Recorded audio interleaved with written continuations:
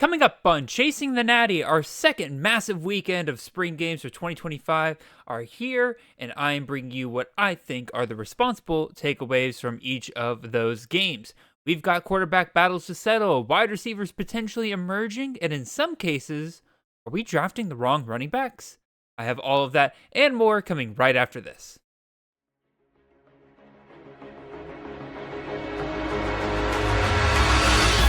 Sellers picks his way to the right and is tripped up, reaching for the end zone. Touchdown. What a start. Give it to Reed, and there he goes. Nobody's going to catch him. Touchdown. It's caught. Jeremiah Smith. Touchdown, Ohio State. The legend grows. This is Chasing the Natty, a college fantasy football podcast.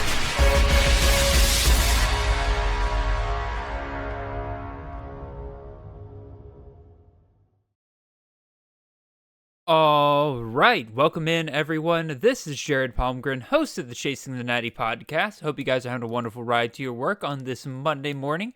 We are the College Fantasy Football Podcast on the Campus of Canton Podcast Network.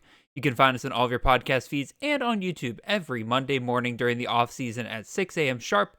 If you want to support the great work we do here, head on over to campusofcanton.com and subscribe there with any of our phenomenal tiers.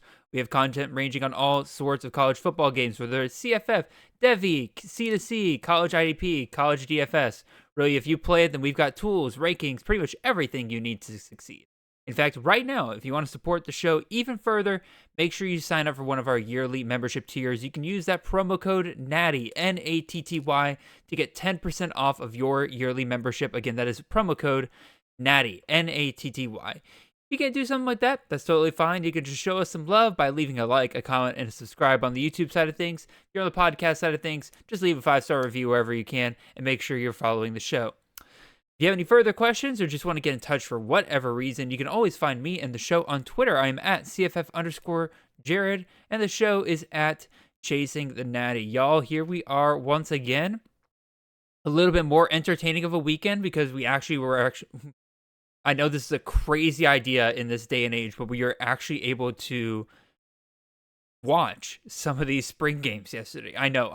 It's as far as I know, I need to reach out to Andrew Katz and ask him if the schools that actually put on their spring game yesterday on television, places like Texas A&M, Utah, Colorado, if these guys, I should be, their win totals, right? Like I should be expecting their win totals to drop at least like a win or two, given the fact that that's how a lot of these coaches have been treating these spring games, that this is just opening the door for them to take extra L's this season. So maybe I'll reach out to Andrew Katz or Chris K or any of our betting buddies and figuring out what we should expect on that front. I'm totally joking. That's not how any of this works. But again, that's how these coaches have been treating it. So maybe they're smarter than we are in the betting world are. But anyway, like I said, we got a lot of spring games to get to today. I know a lot of you are immediately going to be asking about a lot of these transfers that have been happening. We have just opened up the spring portal here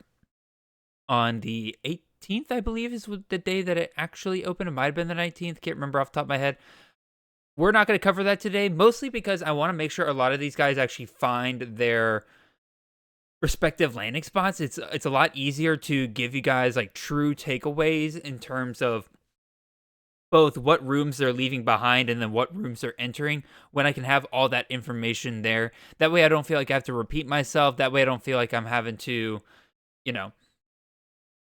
either but like stretch some of the rumors and stuff like that of where they might be ended up going and everything. I'd rather have like definitive, concrete areas in which they're actually landing. If you want to get some initial thoughts, you can go and check out the latest Defending the Natty episode where Nate and I did actually discuss some of those transfers that had entered before the portal window had actually opened. It's so, oh my God. I should not get into a rant about tampering, but it is just so crazy how some of these guys not only entered the portal, quote unquote, before the portal window opened, but they actually already had their landing spots chosen before the portal it went, like, and they had made announcements about it. Like, it wasn't even like a oh, like we all know where they're heading. No, it was legitimately like they were putting out announcements saying like I'm headed here when the portal window hadn't actually even opened yet. It's just complete toothlessness by the NCAA to actually enforce any of the rules surrounding this transfer portal. I mean, these guys could probably enter the portal really even outside of this window, and the NCAA just probably wouldn't care whatsoever. They wouldn't enforce any of it. Anyway, as enough negativity on my end, we got a lot to get to, but one thing I do have to touch on before we get too far into this is the incredible announcement that we as the CFF community got this past week. I had heard rumblings of this happening. I had heard I had seen some things hinted at over and over again, and I'm glad to see it's finally actually reached the light of day. And that is the Tadpole Bowl. And for those of you who are very confused as to what that might possibly be, if you have been in the fantasy space really at any point in time over the last couple of years, or really last decade, I'd say, I think it's his 15th year doing this, you know what the Scott Fish Bowl is. Scott Fish Bowl, for those of you who don't know, is basically a massive, massive fantasy league run by Scott Fish every year. It's a charity league. There's no like actual prize associated outside of just mega oodles amount of clout that come with it. But effectively what it is one giant league. I know like Thor runs his 50 team league for college fantasy every year, but like Scott Fish takes that to like another stratosphere with the size of league that he runs with the Scott Fish Bowl. I believe they had like 4,000 people in this one league last year, and effectively it runs like some of the underdog best ball tournaments, right? Where you are placed into a pod of 12 other drafters. You only get to put in one submission, and I believe it's the top one or two out of each pod make it into the playoffs, and from there everything gets whittled down in a giant tournament style league. And so all that being said, we now have that for the college side, and it's not just one of us like taking the Scott Fish Bowl format and be like, oh, let's run one of these ourselves. No, Eric Froton has gone to Scott Fish and has convinced Scott Fish, God bless him, to actually run this tournament. So it is now available over on the Scott Fish Bowl website. If you have any trouble finding the sign up for it, it should be relatively easy to find. But if you can't, just reach out to me on Twitter at CFF_Jared, and I will send you guys the link in order to sign up for it. It is going to be absolutely a ton of fun. It is going to be Power 4 only. And like I said, it'll be set up just like the pro version of the bowl. I believe Eric's goal is to have 50 pools of 12 drafters. So we're looking at about 600 entrants. If we can get 600 entrants in year one, that is going to be absolutely incredible. And I'm telling you guys right now that we want to get as many of the college people in on this as possible. We will definitely open things up to the NFL folks later on, but like all of us college nerds, and absolutely we've been worked hard, we deserve to have a chance to compete in a tournament like this. So if you're interested, reach out to me and I will make sure that we will get you guys signed up for it. Trying to think of anything else. Oh yeah, I almost forgot about the live drafts. Yeah, and in addition to this, like most of these drafts will be held online, but there are going to be some live drafts that will get involved. I know as soon as the sign up came out, there was one set up for Las Vegas, there was one set up for Minneapolis, and now, thanks to the efforts again of Eric Froton, we are going to have one in Atlanta. So I'm excited about that. For those of you who don't know, I am based out of Atlanta.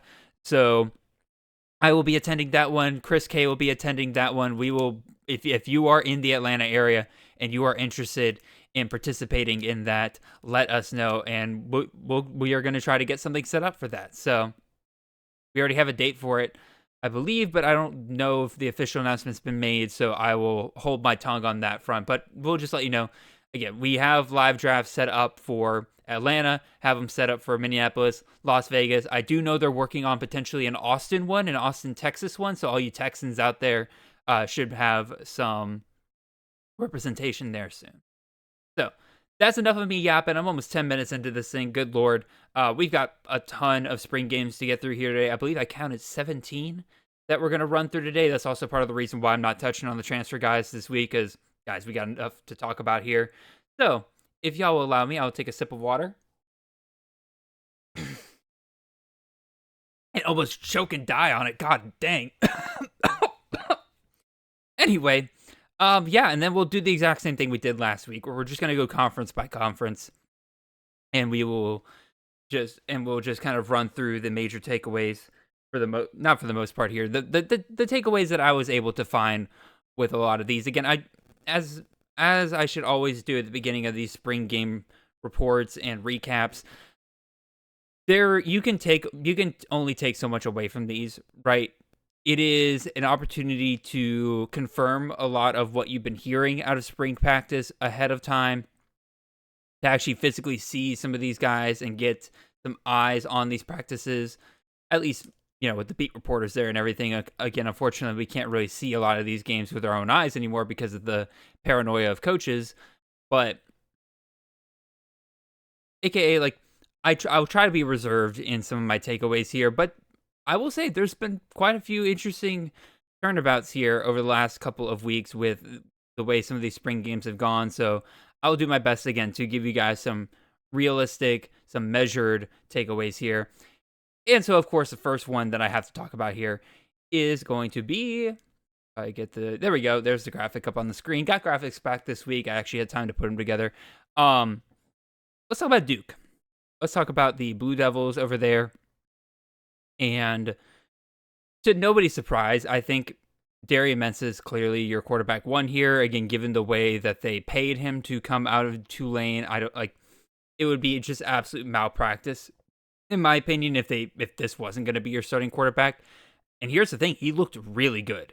He looked great on Saturday. 12 for 14 for 185 yards and 2 touchdowns. Mensah has very quickly moved into this offense. This coaching staff here at Duke has done a tremendous job of putting this offense together very quickly. They're not in a rebuild. They are retooling, as one of the beat reporters said. I can't remember exactly which one said. And that's exactly what it looks like right now. And in addition to the quarterback, it's the wide receiver room as well that looks like that even though they are losing guys like Jordan Moore and Eli Penkel, guys like Quayshawn Brown, where was I getting that from? Quayshawn Brown and Samir Hagens very much look like they're going to give this offense plenty of juice for them to continue what they were doing last year, if not do better. Because as I've mentioned before, Malik Murphy was absolutely atrocious for Duke last year. I think that Mensah gives them an instant upgrade, and the receivers here are going to benefit here. Speaking of those receivers, there is one that is getting a ton of buzz here, and that is Quayshawn Brown.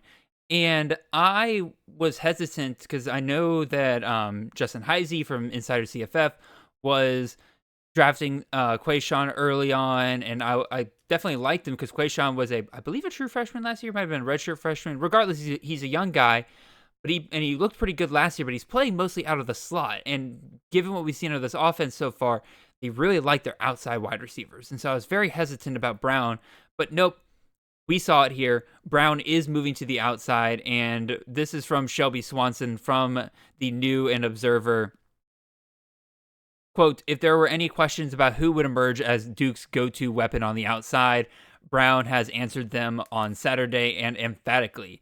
Monster day, 6 catches, 145 yards, and a score, including a 75-yard touchdown. Very much looking, quote, every bit like the Blue Devils clear-cut wide receiver one. Him and Mensah clearly have a connection that stands out. And very much, I would say Brown absolutely needs to be in your wide receiver rankings at this point. I haven't officially added him yet.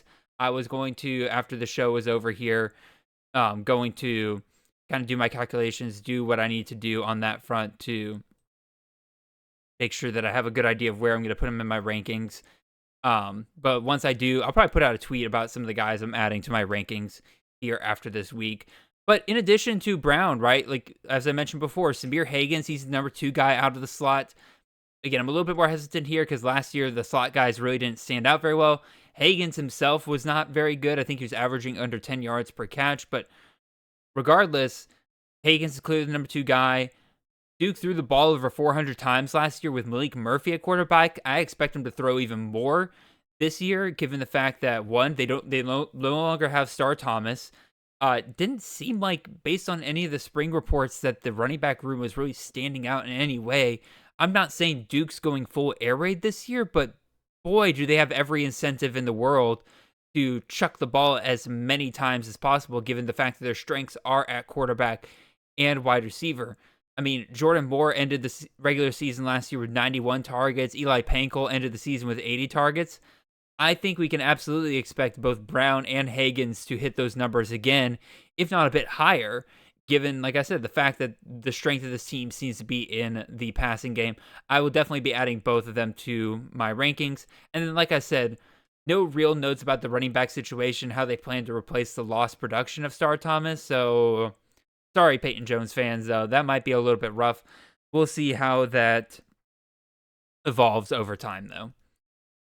Let's move on. Let's head on over to our second ACC team, our second and last ACC team here, and that is Wake Forest. And as captain of the Carlos Hernandez fan club here, him following Jake Dickert from Washington State over to Wake Forest, I was exceedingly disheartened by the fact that in none of the spring reports, in none of the spring game reports, was Carlos Hernandez really even mentioned at all. In fact, the name that kind of keeps popping up over and over again, I've seen as the weeks have gone on, is Micah Mays. And he was specifically called out by Jake Dickert during the spring showcase this past weekend, saying that Mays has revealed himself to be a downfield threat for them. Dickert has also said, to reassure everybody, that DC, aka Damon Claiborne, he was only taking the day off and that he is going to be carrying the ball plenty once the fall comes around. So for those of you who might have been drafting him high, worrying that maybe this offensive system isn't going to showcase Claiborne as much as he did last year, no, it seems like that this coaching staff is smart. They know where their bread is buttered here. But like I said, like, out of all these spring reports, out of all of these spring game reports, just not seeing Carlos Hernandez is certainly worrying for me. Because, again, I love this system. This Robbie Zell comes from the major Applewhite system here, and that is a system known for highlighting a number one wide receiver, especially a guy like Carlos Hernandez, who is able to move both inside and outside the slot. But that's just not what we're seeing so far, so I'm certainly going to have to, just for good practice, move Carlos Hernandez down in my rankings. I probably have him way too high right now. Just a side note, apparently this was the best day for Deshaun Purdy in a while. He looked pretty solid on the day. Dickert has said that they're kind of narrowing it down to Purdy and Robert E. Ashford, which is kind of what a lot of us expected. But I'm sorry, I just don't see a world where Ashford is the quarterback that they go with. We've seen plenty of Ashford over the years, and while you might not trust Purdy completely, at least he's a non-zero in the passing game, unlike Ashford. So I think they end up going with Purdy. Maybe it ends up being a solid option for CFF, given the fact they play in the ACC, but we shall see. All right, moving on to the Big 12. Let me take a sip of water, and then we will head on to the next team here. All right, Houston. The Houston Cougars, what have we got out of these guys here? I would say the number one concern for the Houston Cougars for this year has to be the quarterback position. It was just an abject disaster last year between Donovan Smith and, Zion Chris. Zion Chris is the other quarterback, and just neither one of them could really get this offense going. Obviously, Kevin Barbay was the offensive coordinator. He was fired before the end of the season, and you have Willie Fritz bring in Slade Nagel here to reinvent the offense that was becoming so successful at Tulane and Willie Fritz's last couple of years there. So that involves, one, having a dual threat, solid quarterback, and that's exactly what Houston's done here. They've gone and grabbed Connor Weigman out of the portal, and Weigman says that his body, quote, feels like the best it's felt in a long time.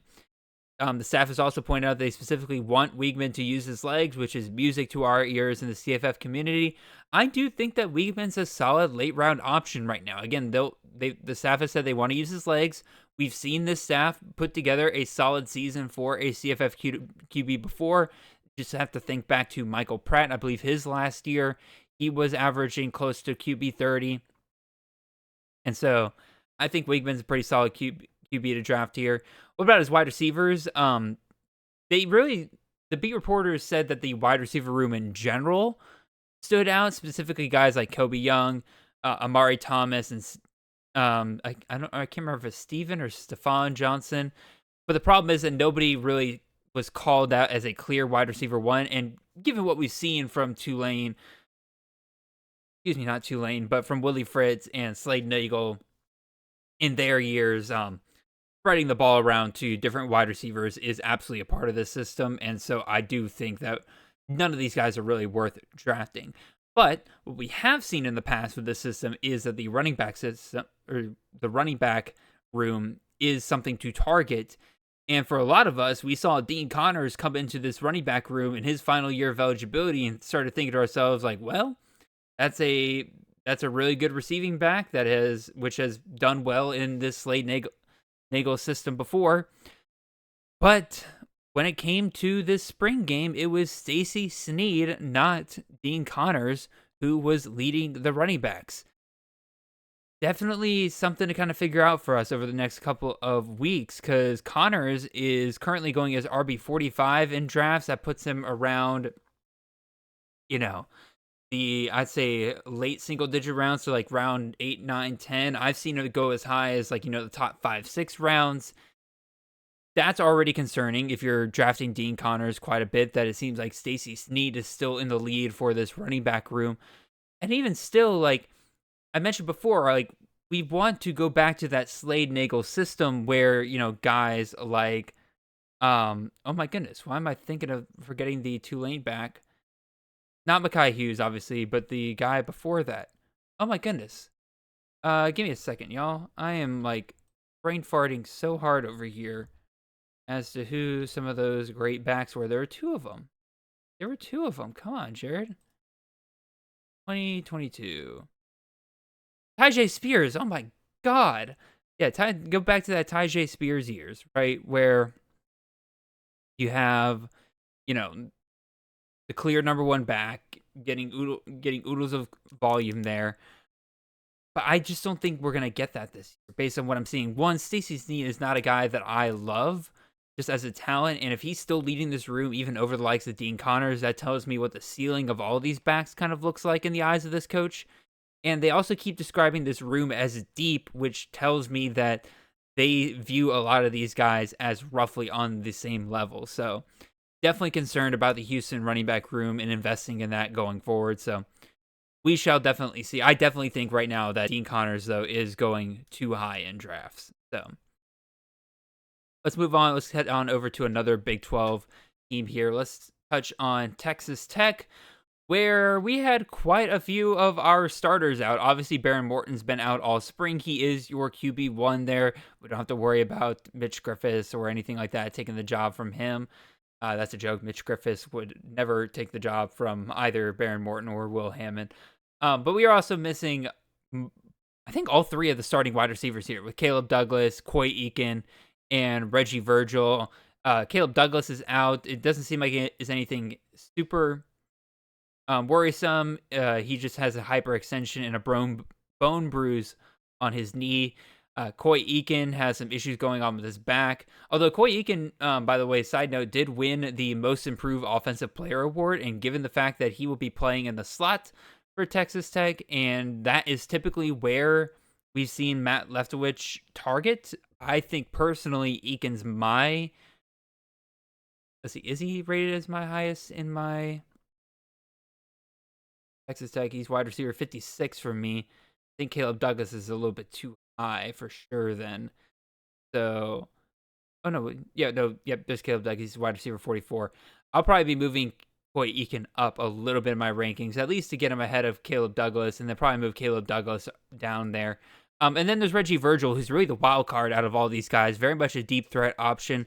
Could end up being really, really solid for this Texas Tech team, but could absolutely be a boomer bust kind of guy, given the fact that, again, he's going to be getting a lot of those high ADOT targets, which if he does catch them, great. If he doesn't, he only has so many opportunities per game to really get you what you need for CFF purposes. The running back room is obviously another area where a lot of people have been looking, and unfortunately from the spring game here, there's not really that much to take away from the running back room. Quentin Joyner and Cameron Dickey scored touchdowns. There was really almost no mention of Jacoby Williams, which I thought was kind of interesting. And then for those of you who are looking for tight ends, Terrence Carter did score a touchdown in this game. I do think he'll be pretty involved in this offense going into the season, even though we haven't really seen much of that with Matt Leftwich. Texas Tech went out and grabbed Terrence Carter from the G5. I think they'll absolutely be using him. So, yeah, that's pretty much all I got with Texas Tech. Again, a little bit hard to get any true takeaways given the fact that most of your starters were out. But that was not the case, though, with Utah here. So give me a second to head on over to here. Get a sip of water. And let's continue on here. So Utah was kind of an interesting start, right? The offense did not look great in the first half, and everybody kind of started slow, but then things really picked up in the second half when Devin Dampier really started to find his footing here. Dampier has been described by the coaching staff as a bona fide leader and really just another coach on the field by Kyle Whittingham, considering how much Devin Dampier knows this system. And so, obviously, Devin Dampier will be your starting quarterback for Utah here. There's been some discrepancies based on the coaching, the beat reporters in terms of how much production Devin Dampier got out of this game. But according to one, they had him at 250 yards passing, 2 touchdowns to the air, along with 50 yards on the ground. And then another beat reporter had him at only 204 yards, with 32 yards on the ground with those same 2 touchdowns. But regardless, like for a spring game, that's pretty solid production all around.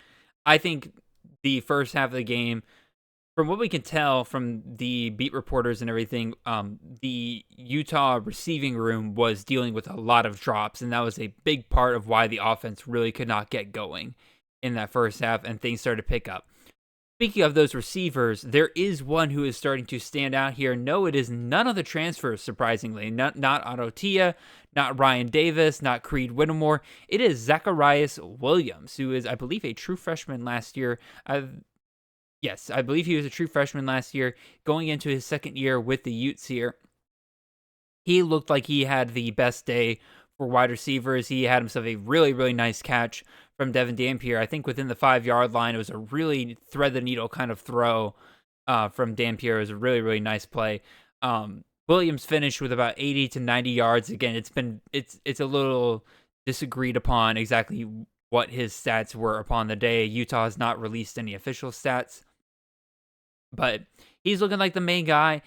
It's kind of difficult, though, to know whether or not this is a true CFF play or not, because what we have seen from Jason Eck is that he does typically prefer the slot as his main guy, and Zacharias Williams is absolutely a guy who's playing on the outside. I think he's like 6'2", almost 200 pounds. Not a guy at all that you would really stick in the slot based on what we've seen, and based on what we've seen both last year and this year for Williams in terms of the spring game. He was absolutely being placed on the outside, not really moved to the slot. But I also wonder if Eck has only been targeting the slot because that just happens to be where his best receivers have been. I mean, take a look at what he had to work with at at New Mexico last year, right? Like Luke Wysong was clearly the best wide receiver they had, and he just happened to be in the slot. So we'll definitely see. I'm probably going to add Zacharias Williams to my rankings because we do know that the wide receiver 1 for Jason Eck over the last couple of years has been targeted quite heavily. And so I do think him being on the outside might actually help that a little bit more. It's just I don't know if he'll get that same volume ceiling we've seen. I just realized I'm not really making a lot of sense here. Basically, with Williams, he might not hit that 100 target threshold that I love, but him playing on the outside there, right, I do think he can get to like 80, 90. And with him playing on the outside, he'll have some of those higher value targets, like deeper targets.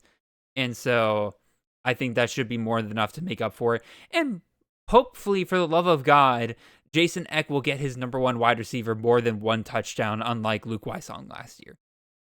But it is abundantly clear, though, that Utah is going to target another wide receiver here in the spring portal. As I mentioned before, in the spring game, they dealt with drops. It sounds like that's been a chronic issue for them this spring. And he shall appear. Micah Hudson, who is transferred out of Texas A&M, is visiting with Utah and very much fits exactly what Utah is looking for to fill that need. Hudson could play on the outside opposite of Williams, or he can move into that uber productive slot position, in which case I probably would target Micah Hudson over Williams, but we shall see. Running back, Wayshawn Parker did not play. Nakari Rogers played the most. He looks like a pretty solid number 2 option out there. Rogers had like a really weird quote though, where he was saying like we've got a workhorse. You've got me, Wayshawn, Devin, everybody's equal. Anybody can start the game. Keep pushing. Rogers, I don't know how to say this, buddy, but I don't know what kind of if this is the lies you're telling yourself at night to make it feel like that you're contributing, I will pat you on the head and send you on your way. Dude, Wayshawn Parker was held out of this game because they were afraid of injuring him. He is going to be the workhorse back, buddy. There's no equality here in this backfield. Parker was especially singled out, saying like, hey, we cannot risk injuring this guy. So speaking of other guys that set out, Dallin Bentley, it seems like, is your starter at tight end. He was held out along with Parker to kind of avoid injury. That tells me they plan to use him in the fall. The problem is that Bentley's really been more of a blocking tight end in the past rather than, a receiving option. So maybe that changes this year. Who knows? Let's move on over to Colorado here,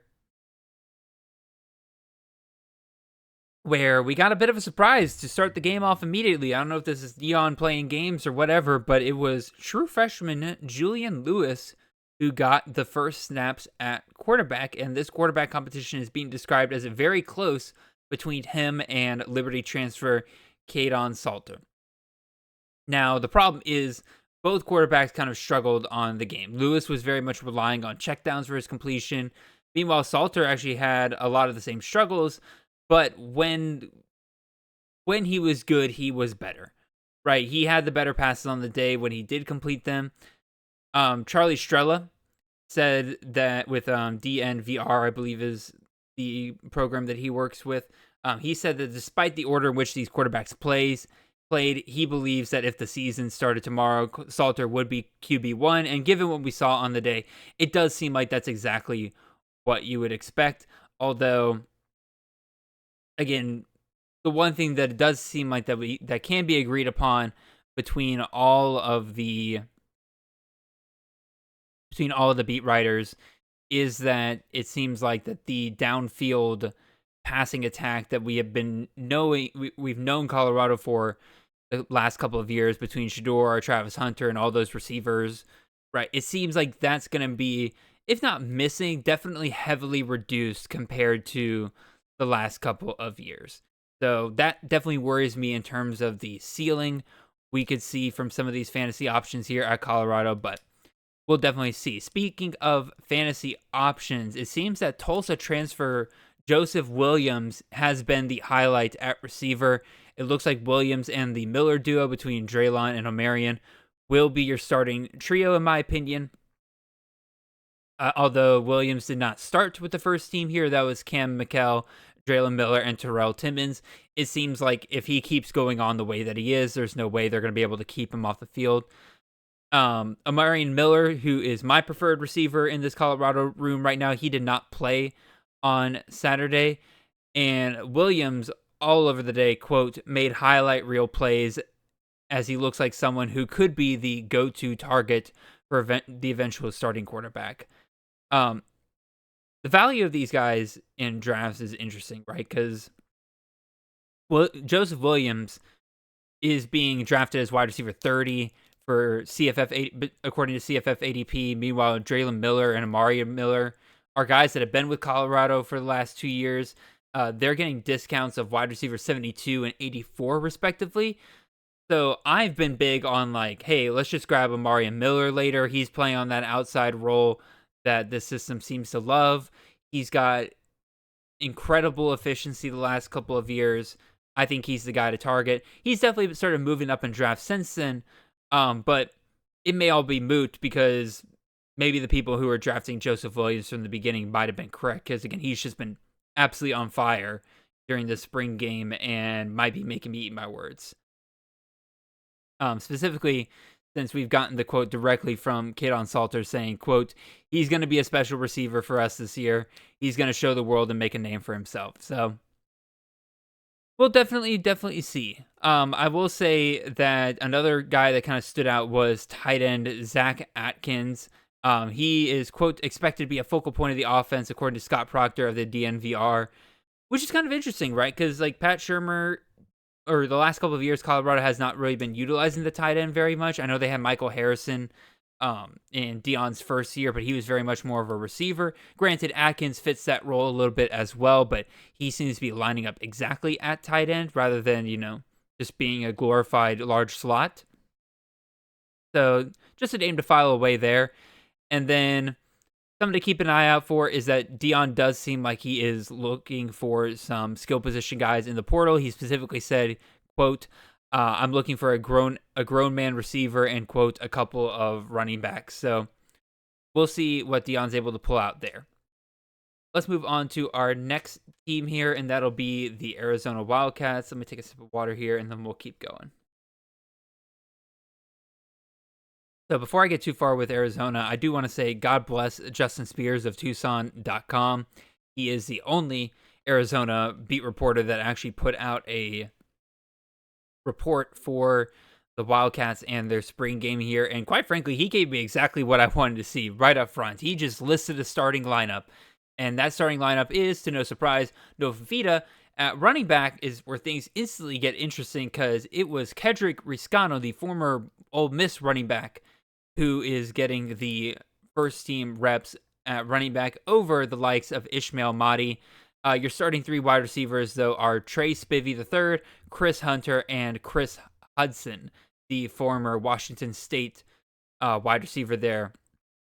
It seems like Hunter and Spivey III are your outside wide receivers, while Hudson is chilling there in the slot. We'll start with Riscano there at the running back position. Riscano over Ishmael Mahdi is certainly worrisome for those of you who have been taking Mahdi as, RB16, or not 16, 16 in drafts around the 14th round on average. Meanwhile, Riscano is being drafted super late, right? RB 127, 28th round. I think we got the wrong guy here, y'all. Riscano's been with this staff. This is his second year with the team. Ishmael Mahdi's coming up from the G5 to the Power 4. You guys know I'm already not a huge fan of that. I've replaced Riscano I've replaced Mahdi with Riscano in my rankings. I'm not touching Mahdi right now. I think that Riscano, if there's going to be any value from this backfield at Arizona, Riscano's going to be the guy this year. We'll see what Mahdi's able to do. The wide receivers are also interesting because if you look at our ADP, the highest drafted wide receiver for Arizona this year is Luke Wysong, who's being drafted as wide receiver 70 in like the 21st round. So it's not like any of these guys are going super high, right? But like Wysong wasn't even listed in the starting lineup in the spring game. Meanwhile, Chris Hudson, who's being drafted as wide receiver 101 in like the 25th round, Chris Hunter is not even, who's replacing Tet McMillan on the outside. He's going undrafted. Trey Spivey III, I don't really love that talent. I kind of like Chris Hunter a bit, but like Trey Spivey III is going undrafted. He's free 99. It's going to be interesting to see kind of how this plays out over the next, like during the fall and everything. I couldn't get any information from Arizona, unlike some of these other teams, about who was kind of being held out for injuries, who's not, because that could definitely change things, right? Because like maybe Luke Wysong was being held out. Maybe he was a guy that they were going to put on the outside. I don't know. Maybe Ishmael Mahdi was going to be RB1, but he's out for injury. I don't know. But for right now, I think it makes all the sense in the world to check out Riscano. And I think it's absolutely worth not going after Luke Wysong anymore until we get any kind of confirmation that he has entered the starting lineup. So that's the Big 12. We got a couple of Big 10 teams to work through here. Let's talk about Indiana. Mendoza had himself a nice day, 10 for 14, 123 yards, 2 touchdowns. Who's your state of mind when as far as to say that they think he might actually be an upgrade over Curtis Rourke, which is they're specifically highlighting that Mendoza has a legitimate dual threat ability versus when Rourke was running, they were kind of trying to fit a square peg in a round hole. So that could be definitely interesting for a lot of you guys who've been drafting Mendoza. I mean, if I look at last year, right, where did Rourke end up? He ended up as QB 50. But if I remember correctly, there was a point in the season where he was as high as, where are you? Yeah, he was as high as QB 36. So he kind of fell off towards the end of the season. If we're looking at that plus, then Mendoza is going at a really, really nice value right now. Where's Mendoza going? I should have written this down. QB 45. Yeah, that's actually a pretty fair value. I probably maybe. I mean, I don't have him ranked that high, but yeah, no, I think that's pretty fine actually. Forget everything I said. Mendoza's a good value at where he's at right now. But unfortunately, if any of you were hoping for a change at running back and how this team will handle the running back position moving forward under Kurt Cignetti, be prepared to be disappointed. It's a clear running back by committee between Kalen Black, Roman Hemby, and Lee Beebe.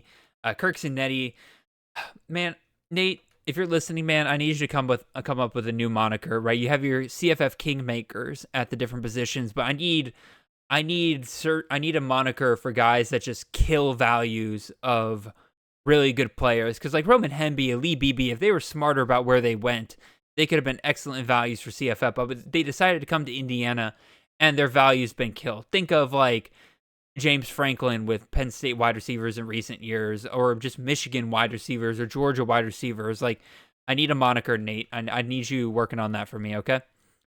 Speaking of receivers at Indiana, obviously Elijah Surratt is our guy, but a name to kind of watch out for is LeBron Bond, who is a true freshman, and he is actually projected to start at the slot wide receiver for Indiana. Now, I'd be more excited about that if the slot position is where we've seen Kirk Cignetti and his offense do well over the last couple of years. But unfortunately, it's really been those outside guys like Elijah Surratt that have gotten the most love. And so maybe LeBron Bond moves to the outside. I doubt it. I think he's... Excuse me. That was a burp. If I remember correctly, Bond's pretty tiny. And so I don't think he's going to really be moving to the outside. If I remember correctly, he's 175 pounds. Let me double check that. Let me make sure I'm not talking out of my butt here. LeBron Bond, 247. There we go. Yeah, he was listed at, 5'9", 175. This man is never going on the outside. So maybe I need to pour cold water. Maybe I should not even have mentioned him at all. But it is always fun when the freshman gets a start. So let's keep it in the Big Ten here. Let's move on over to Michigan, where we got our first real good look at freshman phenom Bryce Underwood. Speaking of freshmen, Underwood had himself, if you look at the stat sheet, it makes it look like he had a pretty okay day, but from what I can tell, he kind of struggled. Right, he was 12 for 26 for 187 yards on the day and a touchdown and interception, almost threw another interception.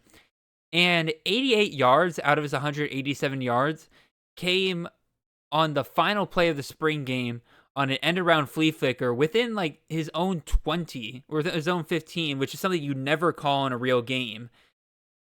And that's how we got his touchdown and 88 yards of his production. So if you take that away, which was like, again, literally the last play of the game, he would have finished the day 11 for 25 for 99 yards, which is far less impressive. Now, I'm not sitting here saying that like, oh, we need to dunk on the 5-star quarterback freshman here, right? But like, you know, again, the stats make it look like he did better than he actually did. The good news for Underwood is that his competition ain't doing much better. One, Mikey Keene's not even playing. And then Jaden Davis, good Lord, man. 6 for 17 for 74 yards and 2 interceptions. Dude was just chucking it all over the place and was not hitting much. So, yeah, Underwood's going to be the quarterback for Michigan. There's no way Mikey Keene misses out on all this spring and then they still convince himself, like, let's throw him out there. Underwood, the staff says that this quarterback battle is still ongoing. I don't think they're fooling anybody. Underwood will be the guy come week 1. Running backs, pretty interesting here. Justice Haynes looked really good here, going 51 yards on 6 carries. He is supposedly competing with Jordan Marshall to be the RB1, although Marshall did not have a great day here, going 6 carries for just 9 yards, which is you couldn't have asked for a bigger difference between these two, at least for this day. But given what we've heard from the staff, they very much sound like a 1A, 1B combination, which if you look at their ADP is probably something we need to reconsider when it comes to drafting, because Justice Haynes is going as RB17 in like the 3rd round, and Jordan Marshall is going like RB82 in like the 21st round. I do think he's moving up recently, but even still, like the gap between those two probably needs to shrink just a little bit more. But it may not end up mattering, right? Because given what we've seen from Michigan in the spring game, what we've seen from Michigan over the last couple of years is that they love to run the ball. And both of these guys could end up being key pieces for Michigan's rushing attack this year. Some of you might be groaning because that sounds a lot like what we got last year, but I think people need to forget about last year a little bit with this Michigan offense, because good Lord, they just straight up did not have quarterback play last year. Alex Orji is literally a negative when it comes to the passing game. So the opponents of Michigan, except for Ohio State, all of them were able to key in on the run. If Underwood is just serviceable this year, if he puts up stats like he did in this spring game, that'll open up opportunities in the run game that we never even saw last year. And I think that'll allow guys like Justice Haynes and Jordan Marshall to be a really good duo for Michigan coming in here. And I think it could make it to where both of them could end up having some CFF relevancy. Do I even discuss the wide receivers for Michigan, considering that we haven't really had anything out of Michigan with wide receivers over the last couple of years? No?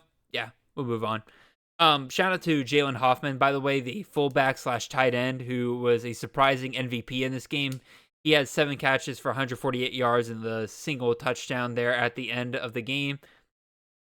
I have zero clue if that means anything for the actual season. This smells like a spring game warrior kind of performance here, but you know what, Mr. Hoffman? Hats off to you. Let's hit up our last Big Ten team here, and let's hit up Wisconsin. And the major takeaway I had everything to do with the running back room. Obviously, Billy Edwards is your starting quarterback. Meanwhile, Danny O'Neal is there in the QB2 spot. But the running back position is definitely the thing I am most interested in and worried about, because I'm a big fan of Darian Dupree. Given the fact that he got a ton of run last year from this Wisconsin staff, I figured that he would be just lined right up to be the RB1 for Wisconsin this year. Given what we've seen out of, oh my gosh, why am I blanking on his name? The offensive coordinator, Jeff Grimes. Jeff Grimes has been an RB1 kingmaker for CFF over the last couple of years, and I thought Darian Dupree would line right up into that. Well, Dupree is out with a leg injury that he sustained about 2/3 of the way through the practice. And with his absence, it seems like that Dylan Jones, who was brought in with the same class as Darian Dupree, he seems to be taking advantage of that, to the point where Donnie Slusher thinks that, a Wisconsin beat reporter, by the way, I probably should say that. Otherwise, you're asking me, who the hell is Donnie Slusher? Donnie Slusher is a beat reporter for Wisconsin, and he says he thinks that Jones right now might be the odds-on favorite to be the RB1, which is crazy to me, considering, like, again, they gave Dupree so much more run than him last year. But here he is. He's getting a ton of hype. Quote from Slusher, running back Dylan Jones has been a standout all spring with his mix of speed and vision and with the ball in his hands. That momentum translated to Saturday's outing, where he set the tone for the Wisconsin's ground game. So, yeah, I think I gotta be careful. Like, this is definitely not great for any of my shares of Darian Dupree. He's been going in the middle rounds on average, going even higher in recent drafts. I think I got to pull back on that a little bit and draft Dylan Jones, who's going way, way later. I definitely think this is a handcuff situation, just to kind of be safe from all of these. So, also, I made a mistake. That quote from the Wisconsin beat reporter I made about Dylan Johnson came from Payne Blazevich from 247 Sports. So I just want to make sure I get my credit correct there. But yeah, other than that, like nothing really stood out from Wisconsin. None of the receivers really made a name for themselves. The RB is the place or the thing that I want in this Jeff Grimes offense. So I'm spending a lot of time trying to figure out exactly what to expect there between Dylan Jones and Darian Dupree. So I take your shot on your guys, and if you're right, you can end up getting a really, really nice CFF running back here late in your draft. Let's keep moving on. Let's hit up the SEC here. Not too much to take away here from South Carolina. One thing that really stood out to me, it seems like the offensive line is still kind of giving the team some issues right now, which is definitely not what you want to hear for a guy like, Lenore Sellers, who's a top 1-2 quarterback in drafts. I'm interested in Rasul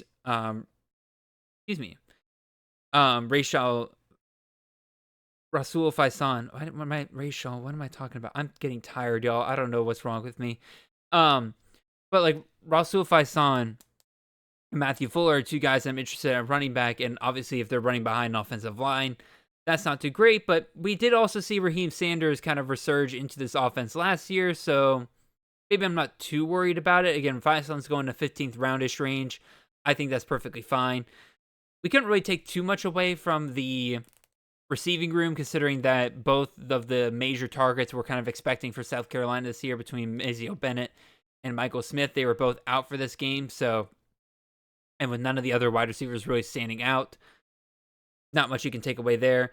One thing that is kind of interesting for dynasty players out there is that freshman quarterback Cutter Woods looked really solid. Went 6 for 13 for 120 yards in this game. And there's a possibility that he actually might solidify the backup spot over Aaron Noland, who went 9 for 16 for 67 yards and an interception. Then you also have Luke Doty, who's still around. He actually had himself a really nice day, 10 for 12 for 85 yards and a touchdown. Those three are all competing for that backup spot behind Lenora Sellers. 100% is a dynasty play if you look at any of those guys. So, again, not much in terms of takeaways for South Carolina there. What about Texas A&M?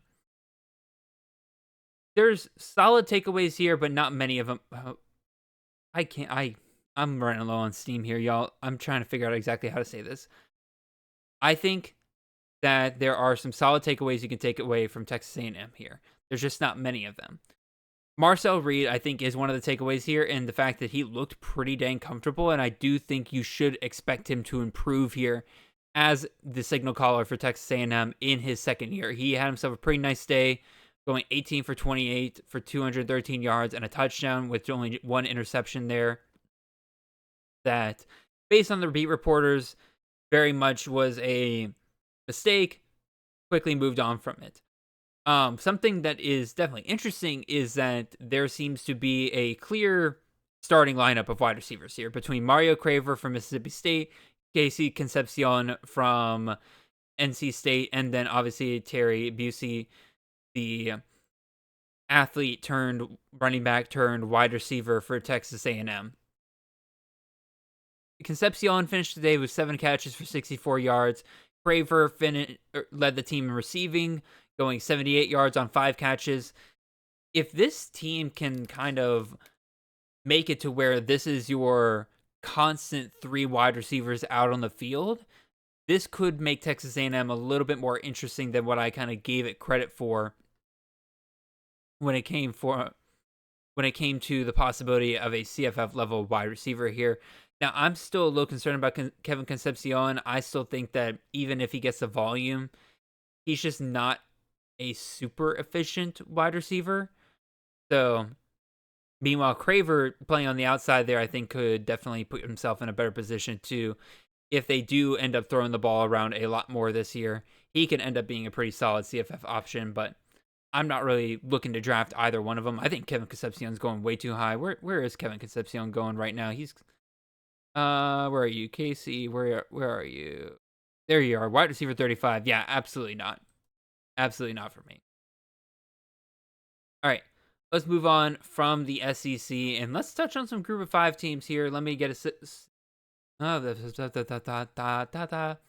swig of water. I'm slowly losing my mind here, y'all. Forgive me. All right, let's touch on Tulane here. And the consistent theme of the day, one was the defense one. this offense definitely needs some work, and a lot of that has to do with the quarterback battle that is still ongoing. We did see that Tulane did, one, reach out to Nico Iamaleava and then eventually reject the help of one Nico Iamaleava. So that still leaves them down between Ball State transfer Caden Somoza and Illinois transfer Donovan Leary. It doesn't seem like either one of them are really making a huge leap. It doesn't really seem like any of them are really kind of standing out as a guy that's really taking this job by the reins. And it sounds like that Sumrall is being very clear about the fact that they do plan to add another quarterback to this competition. Obviously, TJ Finley's dealing with his legal issues, so that's part of what kind of kickstarted that. That made it to where Somoza and Leary are actually now the only two scholarship quarterbacks on the roster, if you don't include, Ty Thompson, who's moving to tight end. But even still, it sounds like that Tulane will be adding a quarterback out of this portal. Again, that makes sense. They already reached out to Imaliava. The other position that we're kind of looking out for here is the running back room. We have seen with Sumrall that, wide receivers aren't really much worth looking out for, but he does love to run himself a single back. But unfortunately, we didn't really get a ton out of the running back room, although it was said that the only reason why Somoza and Leary found any kind of success on offense was when Jamori McClure was starting to find his groove. And Jamori McClure was specifically called out by Sumrall as one of the young guys specifically, that he is looking for them to kind of take that next step. I think that as much as I like Arnold Barnes, I think that this staff views McClure as the kind of guy that if he can take that next step, he absolutely could be the likes of like a Mekhi Hughes, right? So definitely something to keep an eye out for. I like Arnold Barnes. I've still been drafting him, but I'm probably going to move McClure into my rankings as well as somebody to draft along with Barnes. I think one of them will end up being the RB1 for Tulane this year. So let's move on from Tulane. Let's hit up Charlotte here real quick. Oh, not Charlotte. Oh, forgot to make that graphic. That's fine. I'll touch on Charlotte here real quick. We'll finish up the AAC teams here. And if you guys listened a couple weeks ago when I talked about Tim Albin coming over to Charlotte and what things I'm looking for, the thing I keyed in on were two things: the quarterback room and the running back room. I think the wide receiver room is, one, a little overrated in terms of how much people spend time looking at it. But two, there's nobody really in this wide receiver room that stands out to me as a guy that I'm really willing to go after. Quarterback and wide receiver are two different stories, right? I have had Connor Harrell in my rankings, and from what we can tell here, he did get the first snaps at quarterback here. It seems like the quarterback competition is down between him and Grayson Loftus. I really am hoping that Harrell wins this job because he very much fits the style of quarterback that Tim Albin has had a ton of success with over the years, versus Loftus is very much a pocket passer that doesn't really run much. Very much strikes me as, at his ceiling is Curtis Rourke, his floor a lot lower than that. But we did get some really good breakdowns from Hunter Bailey over at the Charlotte Observer. Quote on Harrell, that Harrell is among the team's best athletes and can pull the ball down and run at any time. Saturday showed he could also stand in the pocket and kind of work his progressions, completing 6 of his 10 attempts, which featured curls, screens, and checkdowns. He did note that almost all of Harrell's attempts were within 10 yards of the line of scrimmage, which very much does kind of point to the fact that we're not going to see Harrell kind of bombing down the field. I'm still hoping that Harrell wins this job. I think he could end up being a really solid CFF asset there in the AAC. And then, as I mentioned, quarterbacks I'm looking at, and then running back is the other position I'm looking at for here at Charlotte, given the success we've seen with Tim Albin over the last couple of years.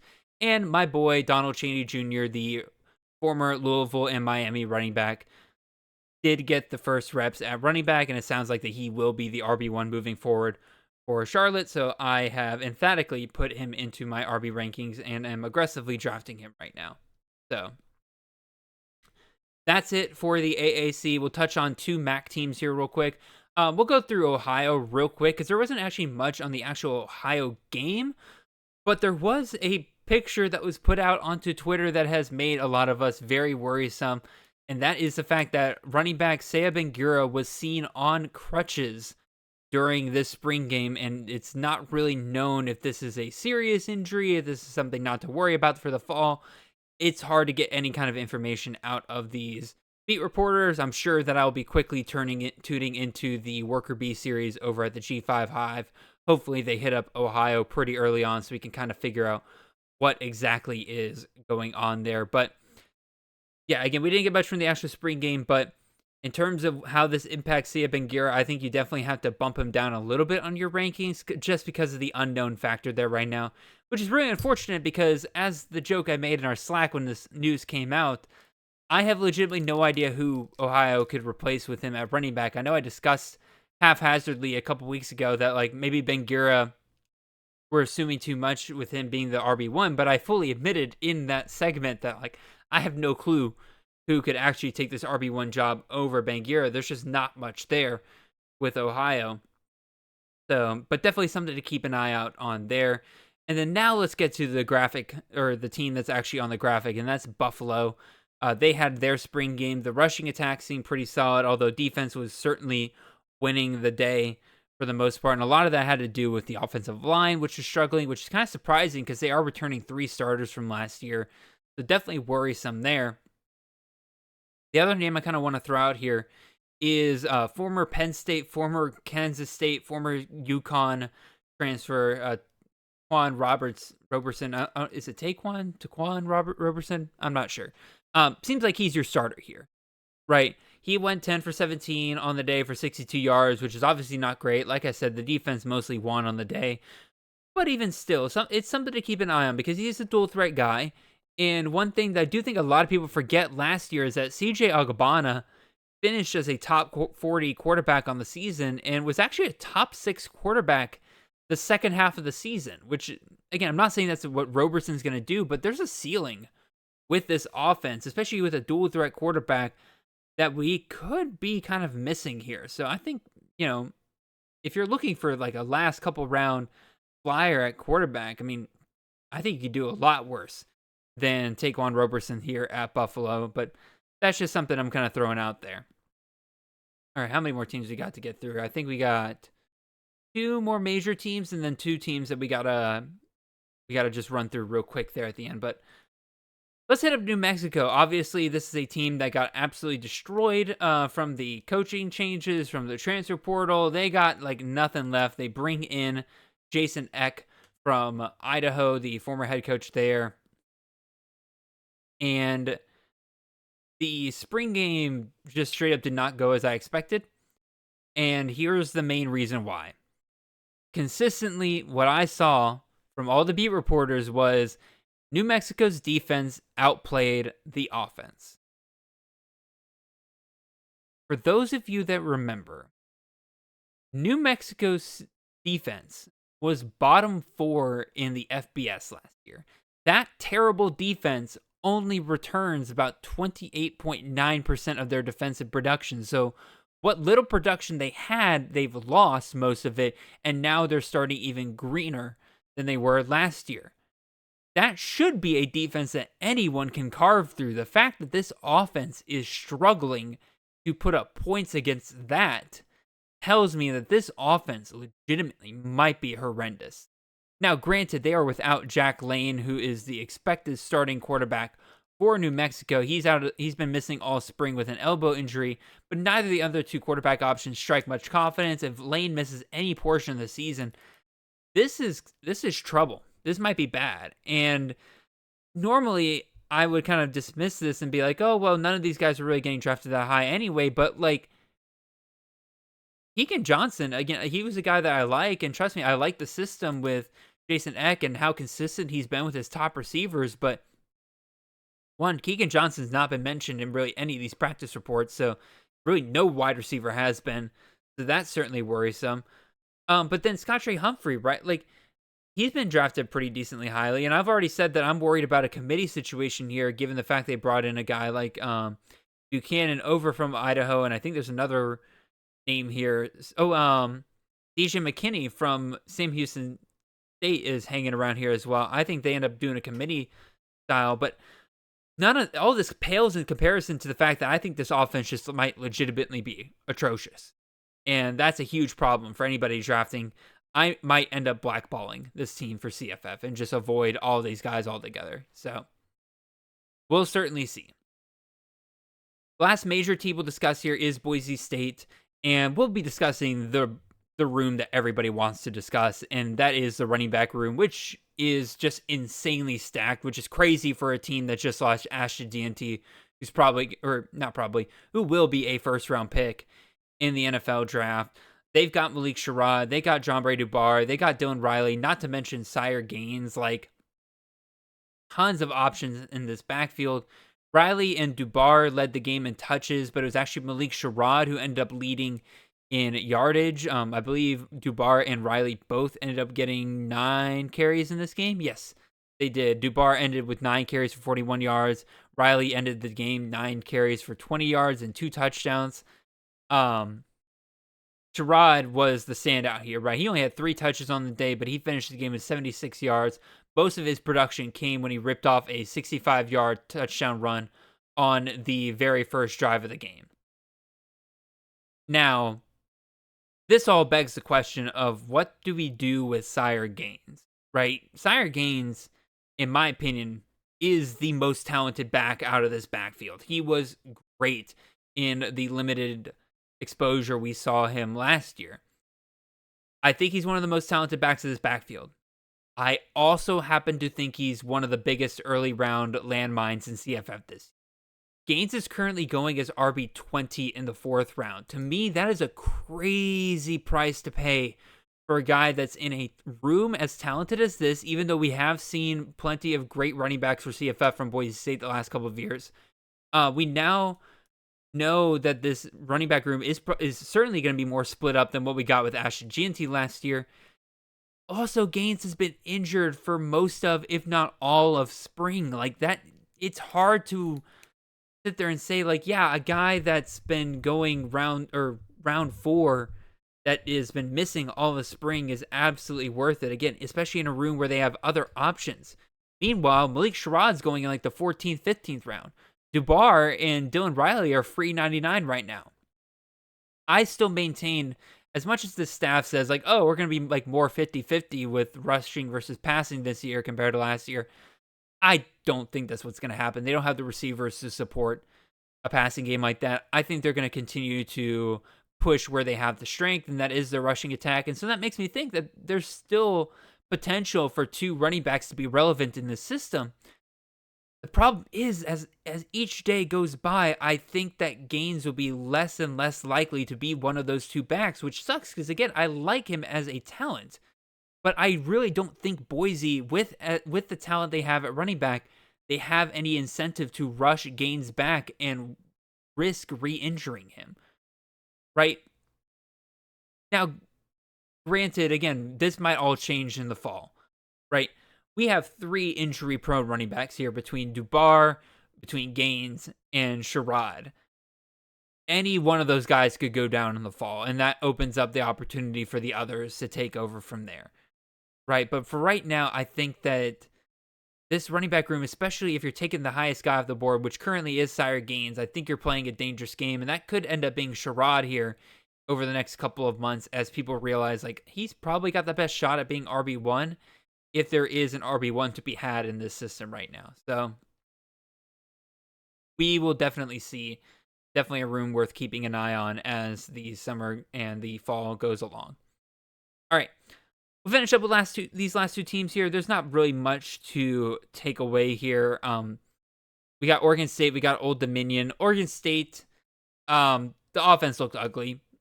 The offensive line continues to have issues that were stemming from their late season production last year. The D-line was able to get home on Murphy all day long. They only had 1 touchdown during the scrimmage during it. Oregon State's going to have to rely on their running game. It seems like, again, the passing game just doesn't seem like it's there for them. They don't have the O-line. They definitely don't have the quarterback. I don't think Blake Murphy is going to be a guy that'll be able to lift this passing game up. And, as bad as the offense looked, Anthony Hankerson did not suit up for this, and doesn't seem like Salahuddin Allah did much either, which is kind of concerning on that front. But maybe they have to ride on Hankerson. Maybe that'll end up being a good thing for Hankerson owners, but I am really concerned about this offense a little bit.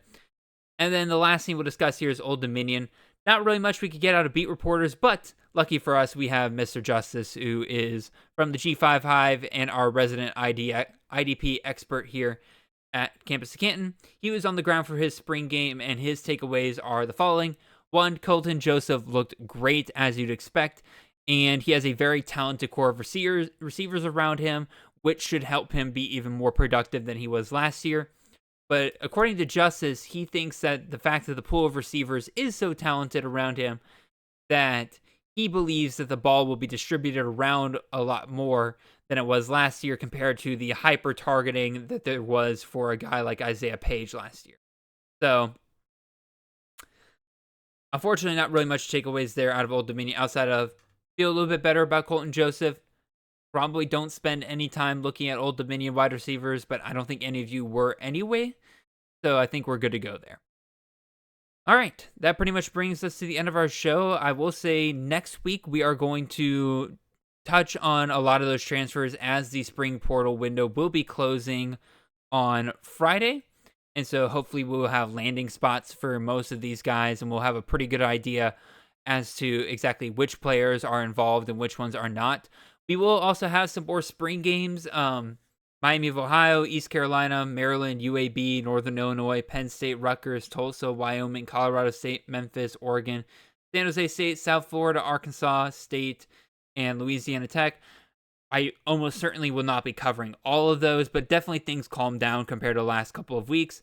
So we'll probably cover the transfer portal guys and also these spring games as we finish up this spring season, and then we'll all be able to take a breather, enjoy the NFL draft, all of that good jazz. Yeah, but with all that being said, y'all, appreciate all of you guys listening. Again, if you want to be involved in the Tadpole Bowl, which is the Scott Fish Bowl version of the college version of the Scott Fish Bowl, reach out to me on Twitter at CFF_Jared if you want to get involved with that. I will send you the link to make sure you can get yourself signed up.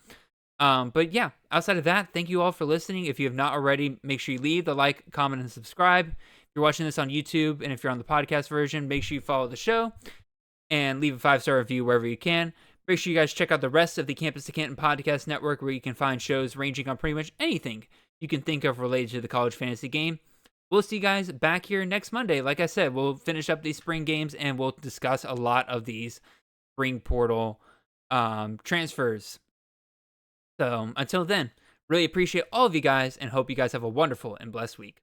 See y'all.